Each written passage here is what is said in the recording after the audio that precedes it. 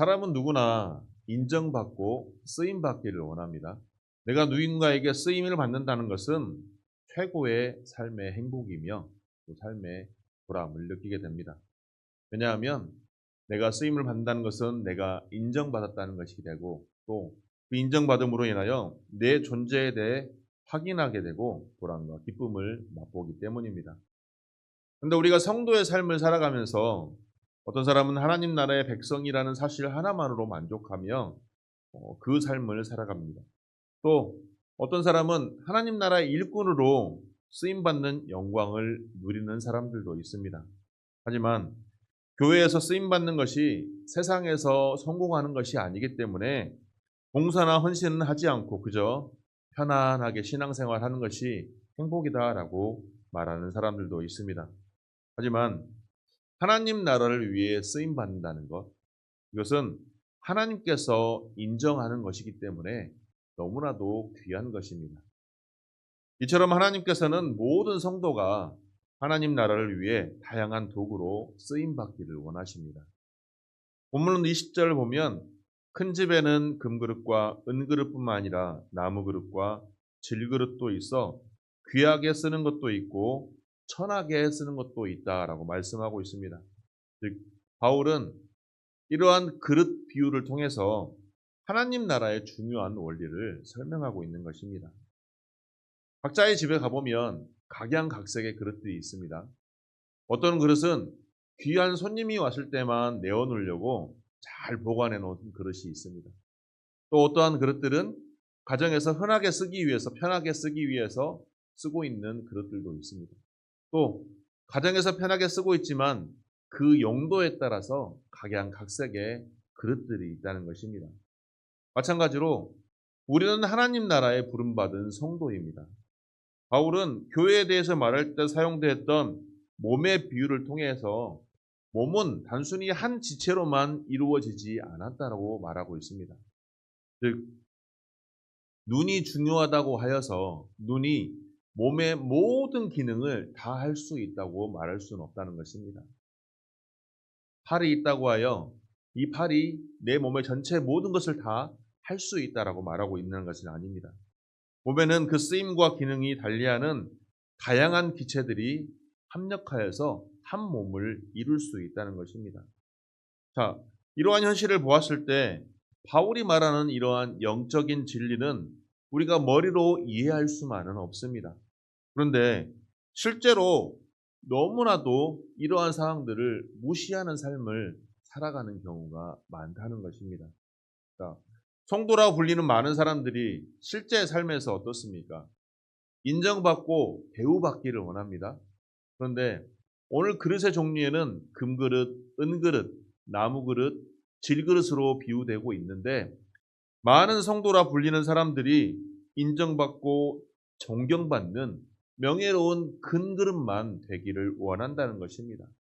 이것이 세상 밖에서뿐만이 아니라 교회 안에서도 내가 금그릇이 되기만을 원한다는 것입니다.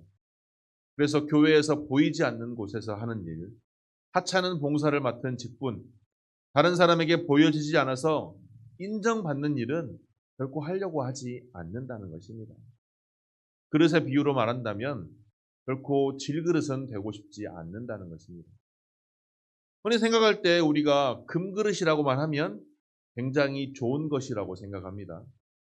그런데 무조건 금그릇이라고 해서 다 좋은 것만은 아닙니다.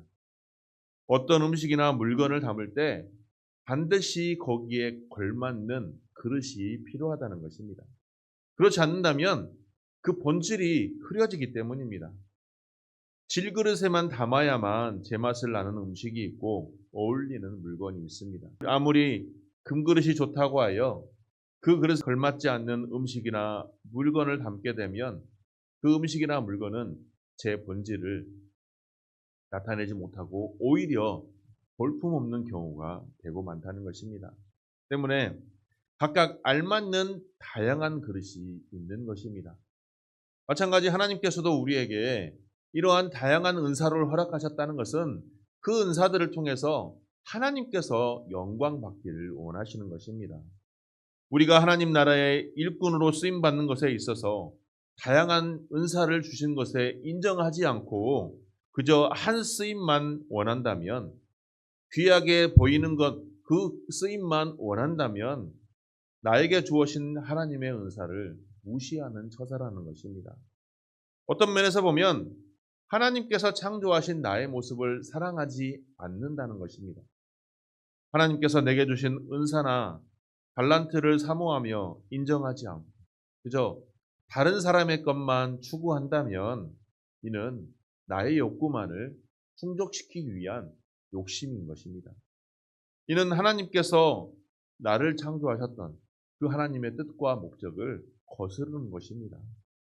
그렇기 때문에 하나님의 집에는 쓰임을 달리하는 각양각색의 달란트와 은사와 직분이 있다는 것을 우리가 기억해야 한다는 것입니다. 그랬을 때 과연 하나님께서는 나를 어떠한 뜻으로, 어떠한 목적으로 쓰시기 위하여 내게 어떠한 은사와 달란트를 주셨는지 분별할 수 있어야 합니다.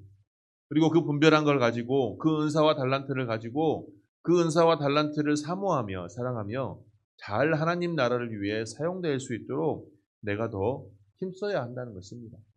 남이 가지고 있는 좋아 보이는 그러한 은사와 달란트만을 사모하여서 내게 주어진 것에 충실하지 못하고 충성하지 못하고 그런 것만 바란다면 결코 하나님께 인정받지 못하고 온전한 쓰임을 받지 못한다는 것입니다. 하나님께서 인정하시고 칭찬하는 사람은 금그릇이나 은그릇에 세움받는 자가 아니라 오로지 하나님께서 주어주신 그 은사와 달란트를 통해서 얼마나 하나님의 세우심에 충성하느냐가 달려 있습니다. 쓰임받고 싶어도 쓰임받지 못하는 사람들도 있는데 부르심 받아서 쓰임받을 수 있으니 얼마나 감사한 일이겠습니까? 그렇다면 어떻게 하면 이처럼 하나님께서 주신 은사대로 귀하게 쓰임받을 수 있을까요? 쓰임받는 조건 중에 첫 번째는 바로 그 사람의 능력이 아니라 정결함입니다. 본문 20절을 보면 하나님 나라의 다양한 용도의 그릇이 있음과 더불어 이것의 쓰임에 대해 말씀하고 있습니다. 성경은 아주 선명하게 그릇의 쓰임에 두 가지 단어로 말씀하고 있습니다. 바로 귀하게 쓰는 것, 천하게 쓰는 것. 자, 귀하게 쓰고 천하게 쓰는 그릇에 구분하는 결정적인 기준이 무엇일까요? 바로 21절에 그 말씀에 해답이 있습니다.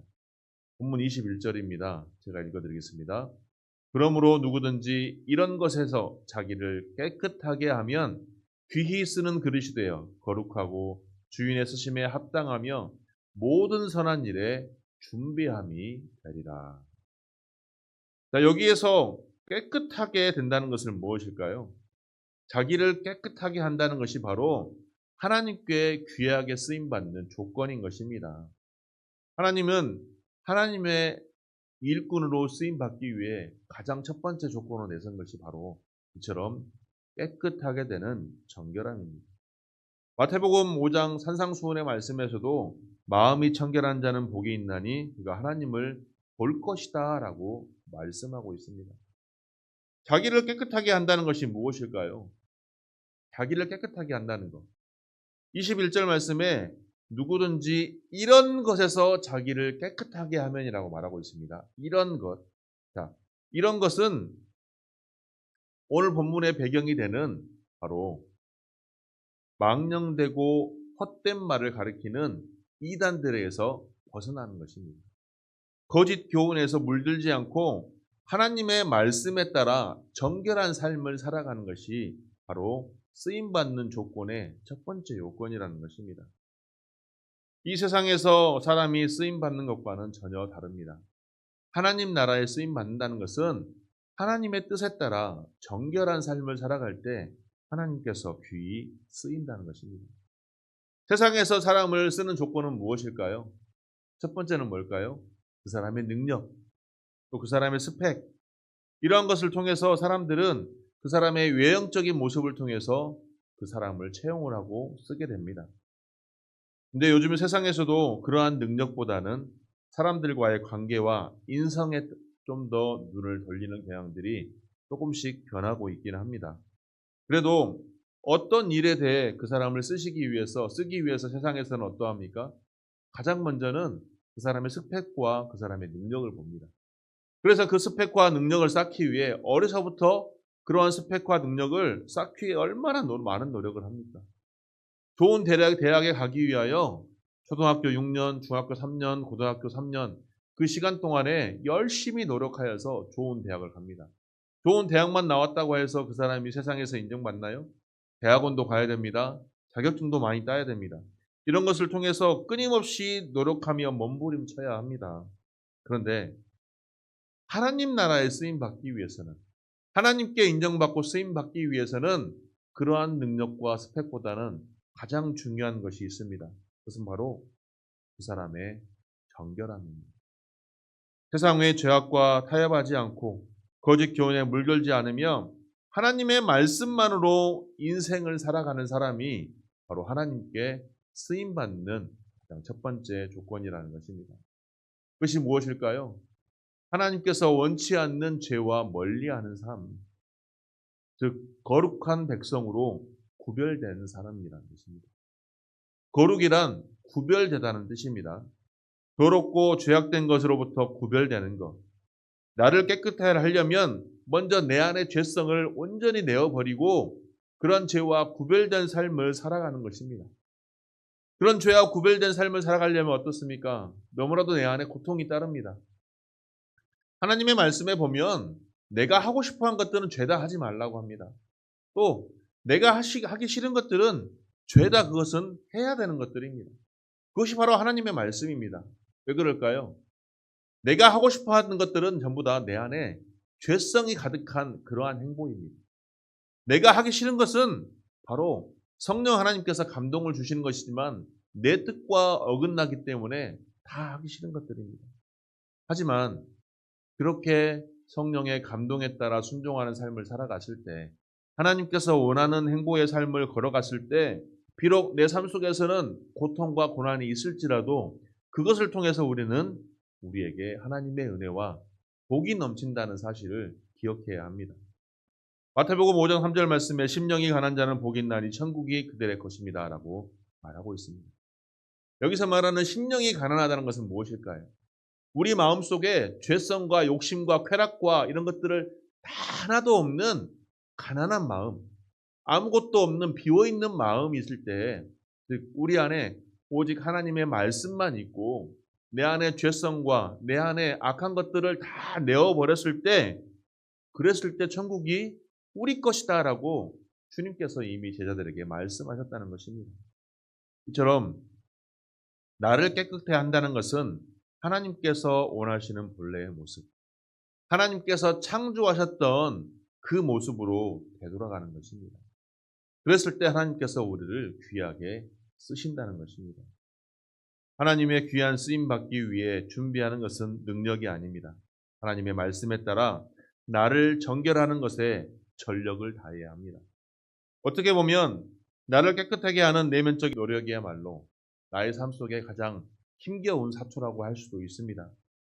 능력은 눈에 보이지만 정결함은 눈으로 확인되는 것보다 확인되지 않는 것이 더 많기 때문에 늘 나를 쳐서 온전히 예수 그리스도의 거룩한 보혈의 피로 내가 거룩한 삶을 살아갈 수 있도록 늘 결단하며 나를 채찍질하며 나아가야 할 것입니다. 그러한 정결함을 추구함으로 하나님께 쓰임받는 거룩한 주의 권속들이 되시기를 주님의 이름으로 축원합니다. 둘째는 개인주의가 아닌 함께하는 신앙이 있을 때 쓰임받습니다. 오늘 본문 22절과 23절 말씀입니다. 같이 읽겠습니다. 시작. 또한 너는 청년의 정욕을 피하고 주를 깨끗한 마음으로 부르는 자들과 함께 의와 믿음과 사랑과 화평을 따르라. 어리석고 무식한 변호를 버리라. 이에서 다툼이 나눈 줄 알미라. 믿음의 사람으로서 하나님께서는 바울 사도를 통해 다른 것을 요구하고 있습니다. 청년의 특징이 무엇일까요? 청년의 특징, 젊음과 혈기입니다. 물러서지 않는 용기와 패기와 같은 것들이 있습니다. 그래서 청년들은 열린 가슴으로 세상을 보기 때문에 청년의 때에 많은 개혁들이 일어납니다. 또 청년들이 세계 역사의 흐름을 많이 바꾸어 놓습니다. 그런데 점점 나이가 들면 어떻습니까? 용기가 약해집니다. 건강을 생각해야 되고 가족의 안전을 생각해야 됩니다. 이제까지 쌓아놓은 것들이 무너지지 않도록 그런 것들을 지켜야 할 것들이 많아집니다. 그래서 청년의 때처럼 개혁하고 뛰어들고 죽음은 죽으리라 앞으로 나아가는 그런 것들이 많이 부족합니다. 그런데 그것만이 청년의 장점만은 아닙니다. 또 나이 드신 어른들의 단점만은 아닙니다. 청년은 오히려 그러한 혈기와 정의와 패기가 있기 때문에 조심해야 될 것들을 조심하지 못할 때가 있습니다. 정욕과 혈기를 다스리지 못하면 그로 인해 패망하는 경우가 있습니다. 그래서 사도 바울은 청년의 정욕을 피하라라고 오늘 말씀하고 있는 것입니다. 자, 청년의 정욕을 피하라는 건 뭘까요? 청년은 불의한 것을 참지 못하는 정의가 있지만 자신의 생각이 너무나도 강하기 때문에 주변을 잘 보지 못하고 자신의 생각과 뜻만을 주장하는 경우가 많습니다. 그래서 이러한 개인주의적인 성향이 너무나도 뚜렷하게 나타난다는 것입니다. 요즘 현대사회 청년들을 MZ세대라고 합니다. MZ세대. 이들의 특징은 지극히 개인주의적이며 다른 사람의 성향이 어떠하든 간에 주변의 상황이 어떠하든 간에 상관하지 않고 그저 나에게 불이익만 없으면 된다는 식의 사고방식으로 살아갑니다. 그렇기 때문에 공동체 의식이 없습니다. 공동체 안에서 희생하고 헌신하는 것들이 매우 약합니다. 그런데 이러한 성향이 이제는 교회 안에까지 들어와 있습니다. 나 자신만 피해보지 않으면 된다는 식의 사고방식이 너무나도 교회 안에서 팽배하여서 봉사하고 헌신하는 일이 나를 나타내 보이는 일이 아니면 결코 하지 않는다는 것입니다. 흔히 이런 말이 있습니다. 교회 안에서 장로가 되려면 찬양대를 해야 된다. 교회 안에서 장로를 하려면 안내를 서야 된다. 왜? 남에게 나타나 보여지는 거기 때문에. 왜 이런 말들이 교회 안에 돌아야 할까요? 단순히 하나님의 은혜에 감사하여서 어디서 어느 곳에서 봉사하든 헌신하든 하나님께로만 영광이 되면 되는데 사람들 눈에 나타나 보여져야 됩니다. 사람들 눈에 띄어야 합니다. 그리고 그것을 인정받아야 됩니다. 내가 봉사한 게, 내가 헌신한 게 사람들로부터 인정받아야 됩니다. 인정받지 못하면 어떻게 됩니까? 낙심하고 좌절하고 상처받아서 결국 교회를 떠납니다. 왜 이렇게 항존 직분자 투표를 하고 나면 왜 이렇게 교회 안에 상처가 많을까요? 그게 무엇일까요? 하나님 바라보지 않고 사람을 보기 때문입니다. 이 모든 것이 개인주의적인, 이기적인 성향이 너무나도 강하기 때문입니다. 그런데 이러한 때에 오늘 본문 22절 말씀에서 주를 깨끗한 마음으로 부르는 자들과 함께 의와 믿음과 사랑과 화평을 따르라 라고 말씀하고 있습니다. 바울의 이 권면은 어떻게든 나면 괜찮다는 이러한 사고방식에 있는 개인주의적인 사고방식에 물들어 있는 요즘 시대에 경종을 울리는 말씀이라는 것입니다. 나의 개인의 신앙을 지키는 것도 매우 중요합니다. 하지만 한 공동체를 이루는 사람들과 함께 신앙생활하는 것이 아름다운 신앙인 것입니다. 하나님께서는 나 혼자만 잘 먹고 잘 살아라. 나 혼자만 천국 와라. 라고 말씀하지 않습니다. 함께하는 공동체, 합력하여 선을 이루라라고 말씀하고 있는 것입니다. 그렇기 때문에 바울은 주를 깨끗한 마음으로 부르는 자들과 함께 의와 믿음과 사랑과 화평을 따르라 이 말씀을 하기 전에 이 권면을 하기 전에 청년의 정욕을 먼저 피하라라고 말씀하고 있는 것입니다. 청력의 정욕을 다스리게 되면 그 심령이 순수하고 깨끗하게 되기 때문에 개인주의와 이기적이를 탈피하기 때문에 하나님께서 원하시는 함께하는 신앙으로 함께하는 공동체로 나아갈 수 있기 때문입니다. 그렇다면 오늘 우리는 이러한 말씀에 부끄러움 없는 삶을 살아가고 있는지 나의 삶을 뒤돌아봐야 하겠습니다. 정말 주를 깨끗한 마음으로 부르는 자들과 함께, 즉 함께하는 성도와 함께 하나님께서 원하시는 교회를 온전하게 세워가고 있는지, 아니면 여전히 나 혼자만, 나만 불편함이 없으면 되라고 생각하며 여전히 내가 편한 대로만 신앙생활하고 있는지 나의 신앙을 한번 뒤돌아봐야 하겠습니다. 하나님의 심판대 앞에서 우리는 개별적으로 설 수밖에 없습니다. 하지만 하나님의 심판의 기준은 내가 얼마만큼 믿음이 성장했느냐가 아니라 나의 삶 속에서 하나님과 이웃을 얼마나 사랑했느냐입니다. 하나님의 나라를 위해서 다른 사람들과 더불어 노력하는 것은 믿음을 가진 성도로서의 마땅한 도리입니다. 때문에 함께 하고자 하는 의지와 노력이 하나님께 귀히 쓰임받는 조건이라는 사실을 꼭 기억하시고, 바울이 우리에게 말씀했던 것처럼 청년의 정욕을 피하고 개인주의와 이기적인 것은 피하고 깨끗한 마음으로 부르는 자들, 성도들과 함께 하나님의 의와 하나님을 믿는 믿음, 예수 그리스도를 통해 우리에게 베풀어 주신 그 사랑과 화평으로 간 우리 교회가 하나님께서 원하시는 기쁨의 교회가 되기를 주님의 이름으로 축원합니다. 세 번째로, 하나님께 쓰임 받는 자는 온유와 인내를 소유하며 하나님께서 원하시는 회개의 삶을 살아갑니다. 본문 24절에서 26절 말씀입니다. 다 같이 함께 읽겠습니다. 시작. 주의 종은 마땅히 다투지 아니하고 모든 사람에 대하여 온유하며 가르치기를 잘하며 참으며 고역하는 자를 온유함으로 훈계할지니 혹 하나님이 그들에게 회개함을 주사 진리를 알게 하실까 하며 그들로 깨어 마귀의 올무에서 벗어나 하나님께 사로잡힌 바 되어 그 뜻을 따르게 하실까 함이니라. 아멘. 방금 본문 22절 말씀에서 주를 깨끗한 마음으로 부르는 자들과 함께 하나님 나라를 위해 쓰임 받아야 되는 것을 바울 사도는 권면하고 있습니다. 자, 왜 그런 말을 했을까요? 자, 바울 사도가 권면하는 이 상황이 바로 교회 안에 영지주의 영향으로 말미암아 잘못된 부활 신앙을 가진 사람들이 거짓 교훈을 너무나도 퍼뜨리고 있기 때문입니다. 결국 그 거짓 교인 때문에 교회가 너무나도 흔들릴 상황에 퍼쳐져 있기 때문에 바울은 오늘 디모데에게 이와 같은 권면을 했던 것입니다. 바울은 이러한 변론이 일어날 때 지도자가 갖추어야 될 덕망으로 온유와 인내를 요구하고 있는 것입니다.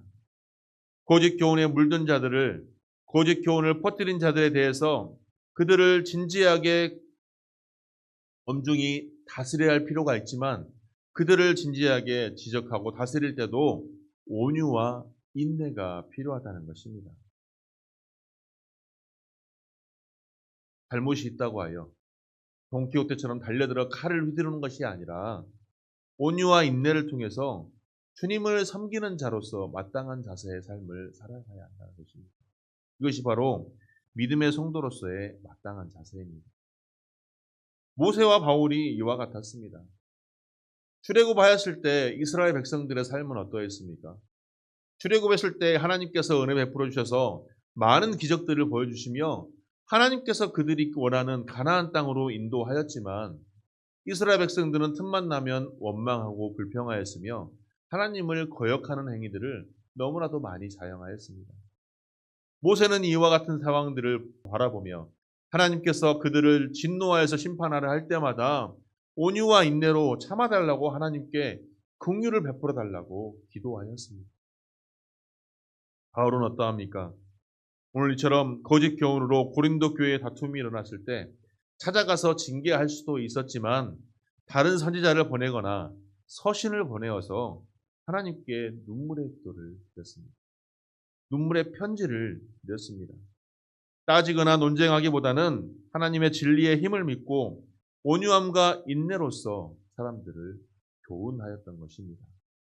이처럼 한 영혼까지도 사랑하는 그 마음이 내 안에 있을 때, 그 영혼을 포기하지 않는 그 마음이 내 안에 있을 때, 우리 안에 있을 때 하나님의 우리에게 주어진 속성 중에 하나인 온유와 인내가 우리 안에서 펼쳐질 수 있다는 것입니다. 한 영혼을 사랑하시는 하나님의 마음으로 온유와 인내함으로 진리 앞에 온전히 서는 저와 여러분들이 되기를 소망합니다. 온유한 삶, 인내의 삶, 이러한 삶을 살아갔을 때 세상에서는 굉장히 나약한 사람으로 생각이 들 수도 있습니다. 하지만 하나님께서 원하시는 온유와 인내한 사람은 매우 강한 사람이며 그러한 사람을 하나님께서 귀하게 쓰시는 것입니다. 또 하나님께서 원하시는 회개의 삶을 살아가라고 말씀하고 있습니다. 진리를 거역하는 자를 온유함으로 징계할 것을 권면하면서 하나님께서 하나님이 그들에게 회개함을 주사 진리를 알게 하실까 하며 그들로 깨어 마귀의 올무에서 벗어나 하나님께 사로잡힌 바 되어 그 뜻을 따르게 하실까 함이라. 즉 이는 하나님께서 원하시는 회개가 무엇인지를 분명하게 말씀하고 있는 것입니다. 하나님께서 원하시는 회개가 무엇일까요? 당시의 말씀으로 드린다면 거짓에서 벗어나 진리를 아는 것입니다. 마귀에서 벗어나 거짓 교훈에서 벗어나 온전히 하나님의 진리를 아는 것입니다. 그런데 아는 것으로만 그치는 것이 아니라 행동의 변화까지 이루어져야 진정한 회개라는 것입니다. 하나님을 알게 됨으로 내 안의 죄를 알게 되어 깨닫게 되었으니 그 죄를 다시 행치 않는 삶, 그것이 바로 진정한 회개라는 것입니다. 회개는 진리 앞에서 나의 모습을 조명해서 하나님께 모든 잘못을 인정하는 것입니다. 그런데 성경이 온전히 말하는 회개라는 것은 바로 그 잘못을 인정한다고만 해서 완성되는 것이 아니라 이에 덧붙여 삶의 변화까지 이루어져야 한다는 것입니다. 성경에서 말하는 진정한 회개를 통하여 구원받은 많은 사람들이 있습니다. 주님 시대에 세리장 삭개오는 진정한 회개를 통하여 그와 그 집이 구원받았습니다. 회개는 구원받는 선행의 조건입니다. 그런데 예수님을 나아가는 삭개오는 하나님께서 합당히 여기시는 회개를 하였습니다. 그가 예수님께서 그와 너와 너 집이 구원이 이르렀다 말씀하기 전에 예수님께서 그를 구원하셨다라고 말씀하시기 전에 삭개오가 먼저 한 말이 있습니다. 삭개오는 내 소유의 절반을 가난한 사람들에게 주겠사오며 만일 남의 것을 토색한 일이 있으면 4배나 갚겠습니다라고 미리 선포했습니다. 자, 이는 무엇입니까? 내가 머리로 알고 깨달은 나의 죄를 아는 것으로만 그치는 것이 아니라 내 삶의 행동이 변화됨을 말하고 있는 것입니다. 진정한 회개는 깨달은 진리에 상응하는 내 삶의 변화입니다. 누가복음 15장의 탕자의 비유에서도 아버지를 떠났던 둘째 아들이 돼지가 먹었던 쥐엄나무의 열매를 먹다가 다시 아버지께로 돌아옵니다. 만약 그 둘째 아들이 신정한 마음으로 자신의 죄를 뉘우치고 아버지께 돌아가지 않았다면 그는 영원히 거지의 삶을 살아가야 했을 것입니다. 그러므로 온전한 회개는 진리에 대한 반성과 인정이며 그에 따르는 행동의 변화가 나타나야 함을 우리는 꼭 기억해야 하겠습니다. 이러한 자가 하나님께 쓰임받는 합당한 자로 하나님께서 원하는 그 길을 걸어갈 수 있는 것입니다. 사랑하는 성도 여러분, 우리는 하나님께 쓰임받기 만들어진 하나님의 걸작품입니다. 하나님의 뜻이 있어서 우리를 하나님의 형상과 하나님의 모양으로 창조하셨고 우리의 삶의 모습을 통해서 하나님의 영광이 드러나게도록 우리를 만들어 주셨습니다. 그런데 지금 나의 모습을 한번 생각해 보시기 바랍니다. 하나님께서 창조하신 그 모습 그대로, 그 목적 그대로 내 삶을 살아가고 있는지. 만약 그렇게 삶을 살아가지 못한다면 하나님께 버림받을 수도 있습니다. 마태복음 7장에 보면 나더러 주여 주여 하는 자마다 다 천국에 들어가지 못한다라고 말씀하고 있습니다. 그러면서 뭐라고 말씀하고 있습니까? 아버지 뜻대로 행하는 자가 천국에 들어갈 수 있다라고 분명하게 말씀하고 있습니다. 하나님께서는 우리가 하나님 나라를 위해 다양한 도구로 쓰임받기를 원하십니다. 쓰임받는 조건은 나의 능력인 외적인 형식이 아니라 정결합니다. 늘 예수 그리스도의 거룩한 피로 늘 거룩한 삶으로 살아가기도하라고 결단하며 늘 정결케 되기를 소망합니다. 개인주의가 아닌 함께하는 성도들과 합력하여 선을 이루는 우리가 되기를 소망합니다. 그리고 내 안에 예수 그리스도의 하나님의 성품인 온유와 인내가 늘 소유되어 있으며 늘 회개에 합당한 삶, 늘 하나님께서 원하시는 그 회개의 삶으로 내 삶이 하나님 보시기에 부끄럽지 않는 삶이 되기를 소망합니다. 그래서 하나님께서 쓰시기에 합당한 자로 나아가기를 소망합니다. 존귀하게 쓰임받는 저와 여러분들이 되기를 소망합니다. 그래서 하나님의 뜻을 이루고 하나님께로만 영광 돌리는 귀한 주의 권속들이 다 되시기를 주님의 이름으로 축원합니다.